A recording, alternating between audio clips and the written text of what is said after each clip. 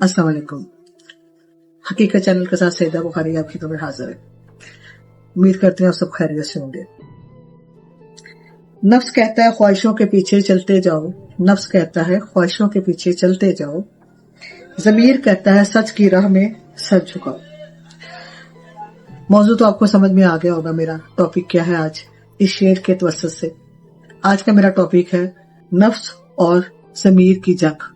नफ्स इंसान की अपनी ख्वाहिशात और जाती मुफाद की तरफ माइल करता है, ठीक है, क्योंकि नफ्स को आप नफ्स कह लें, शैतान कह लें, जो कहते हैं ना बस वसे वो टाइप कह लें, तो जो नफ्स होता है ना ये आपको बुराई की तरफ माइल करता है।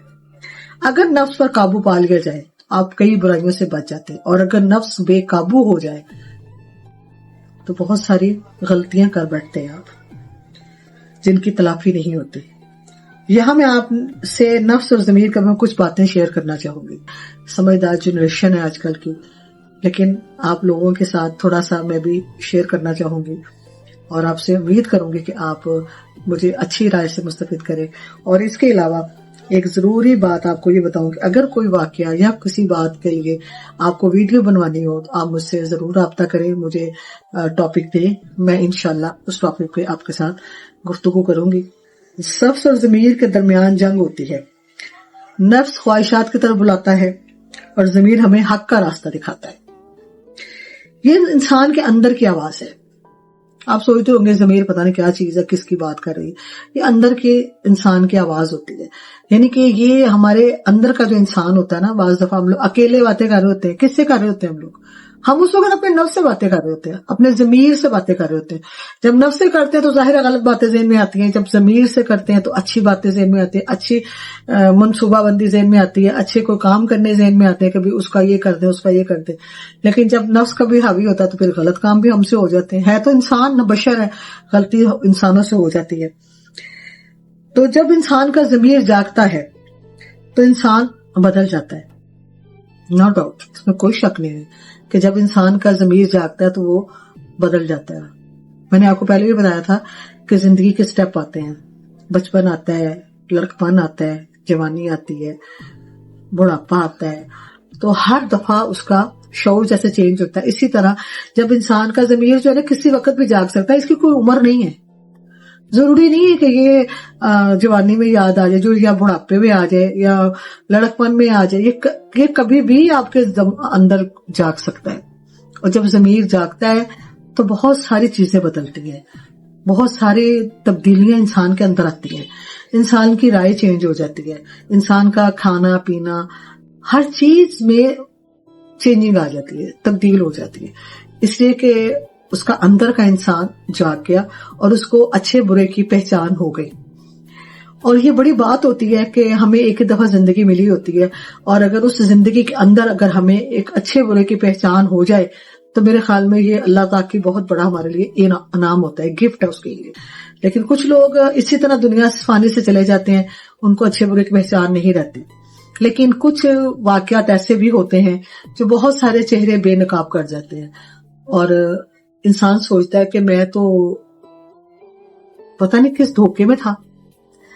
तो उसका जब अंदर का इंसान जागता है तो वो कहता है कि ओहो मैंने कहां कहां गलतियां की, मुझे उसकी तलाफी करनी चाहिए। हमने इसी जिंदगी में तलाफी कर ले तो अच्छा है, वरना आगे जाके तो सजा तो देनी है, मैशर का मैदान तो लगना ही है। तो मैं आपसे यही सबसे कहूंगी कि नफ्स को मारे और ज़मीर को जगाए। इसी हवाले से आपको एक शेर अर्ज करती जाऊं, एक कॉल कह लें इसको आप। नफ्स की पैरवी इंसान को ख्वाहिशों का कैदी बनाती है। बात वही आ गई ना कि अगर आप किसी चीज को हासिल करना चाहते हैं और वो चीज गलत है, नजर भी आ रही है, लेकिन उस वक्त आपके ऊपर नफ्स हावी है तो आपको गुलाम बना दिया ना। आप उसके लिए कुछ भी कर सकते हैं, कोई भी गलत काम कर सकते हैं, कोई भी गलत स्टेप उठा सकते हैं, क्योंकि नफ्स हावी है आपके ऊपर। तो उसको हावी होने ना दे, ये आपके लिए गलत है, हम सबके लिए गलत है, क्योंकि ये हमें बुराई की तरफ ही लेके जाएगा। नफ्स की पैरवी इंसान को ख्वाहिशों की का कैदी बनाती है, जबकि ज़मीर की पैरवी अच्छे किरदार की बुलंदी अता करती है। बात वहीं आ जाती है कि नफ्स की पैरवी करेंगे तो پھنس جائیں گے، اور اگر ضمیر کی پیروی کریں گے تو ہمیں اچھا کردار، اچھی چیز سامنے آئے گی۔ زندگی بہت سے ایسے موقع بھی آتے ہیں کہ جب ہم ضمیر اور نفس آمنے سامنے آ جاتے ہیں، بہت سے لوگوں کے سامنے آتے بھی ہوں گے، میرے ساتھ بھی ہوتا ہوگا، اس طرح ہوا بھی ہے کہ ضمیر اور نفس آمنے سامنے آ جاتا ہے۔ نفس آسانی اور وقتی فائدہ ہوتا ہے، اس وقت یہ وقتی فائدہ ہے جو ہمیں بڑا آسان لگتا ہے کہ ہم کہتے ہیں جی بہت آسان ہے یہ تو لیکن یہ نہیں سوچ رہی ہوتی کہ یہ غلط رستہ ہے۔ شارٹ کٹ یوز کرتے ہیں نا، شارٹ کٹ کا مطلب ہے کہ غلط طریقے سے کچھ لینے کی کوشش کرتے ہیں یا کچھ کمانے کی کوشش کرتے ہیں یا کچھ حاصل کرنے کی کوشش کرتے ہیں، اس کو آپ نفس آپ کے اوپر اپنے اوپر حاوی کر لیتے ہیں، تو اس کا اینڈ میں نقصان ہوتا ہے، کیونکہ وہ جلدی کی جو چیز ہوتی ہے نا، گرم گرم جب کوئی چیز کھائی جاتی ہے تو منہ جلے گا نا، یہ وہ والی بات ہو جاتی ہے یہاں پہ۔ جبکہ ضمیر ایک مشکل ترین مگر صحیح راستہ دکھاتا ہے، ہوتا تو مشکل ہے، بڑی مشکل راہیں ہوتی ہیں، مشکل پکڑنی ہوتی ہیں، لیکن انسان جب اس کے اوپر چل کے نکلتا ہے تو ہیرا کندن بن کے نکلتا ہے۔ ایک واقعہ آپ کے گوش گزار کرتی جاؤں۔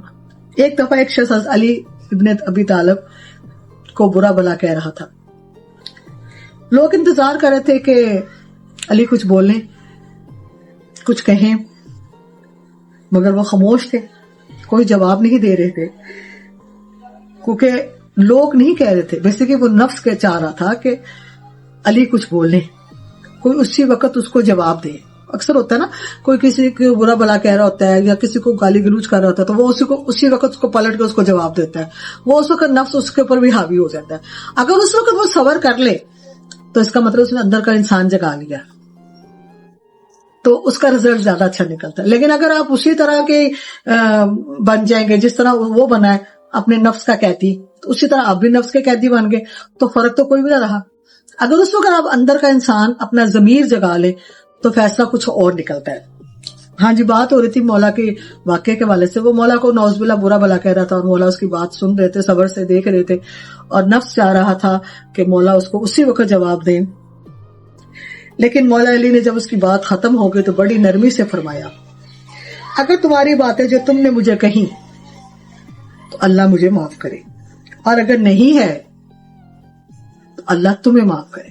آپ کو میری بات سمجھ آ گئی ہوگی، یعنی کہ جو کچھ تو مجھے کہہ رہا ہے، اگر میں وہاں ہوں تو اللہ سے میں معافی چاہتا ہوں، اور اگر میں نہیں ہوں اور تو مجھے غلط کہہ رہا ہے تو اللہ تمہیں معافی، یعنی اس کے لیے بھی اللہ پاک سے معافی طلب کر رہے ہیں ہمارے مولا۔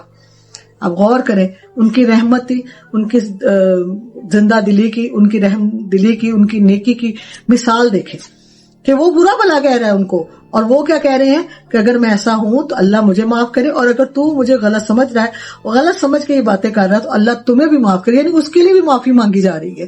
تو یہ ہمارے لیے ایک بہت بڑا سبق ہے، لیکن ہم اس سے فائدہ نہیں اٹھاتے، نہ مستفید ہوتے ہیں۔ ہم سوچتے رہتے ہیں نہیں اس نے یہ کہا ہے، اب اس کے لیے کوئی پلان بناؤ، اب اس کو سمجھاؤ، اب اس کو کیسے زیر کرنا ہے۔ نہیں، ایسی بات نہیں ہے۔ ہمیں مولا کائنات کی اس واقعے کو مد نظر رکھتے ہوئے یہ دیکھنا چاہیے، یہ سوچنا چاہیے کہ ہم بھی کچھ کر سکتے ہیں۔ ہمارے اندر کا انسان جو ہے نا وہ جاگے، ضروری نہیں کہ جیسا وہ ہو ویسا آپ بن جائے، تو یہ تو پھر برابر ہو گئے نا، کوئی آپ میں پیلس کوئی نہ ہوگا۔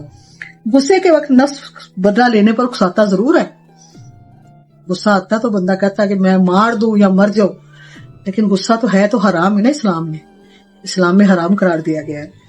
جبکہ ضمیر انسان کو صبر اور درگزر کرنے کا نام ہے، اور یہی اسلام کا خوبصورت کردار ہے، یہ تو آپ سمجھتے ہیں۔ اس لیے ہمیں بھی چاہیے کہ نفس کو مار کر ضمیر کی آواز سننی چاہیے، اور یہی آواز ہماری رہنمائی کرتی ہے، اور یہی آواز ہمارے لیے بہترین آواز ہے۔ آپ اپنا خیال رکھیے گا، اللہ حافظ، شب بخیر۔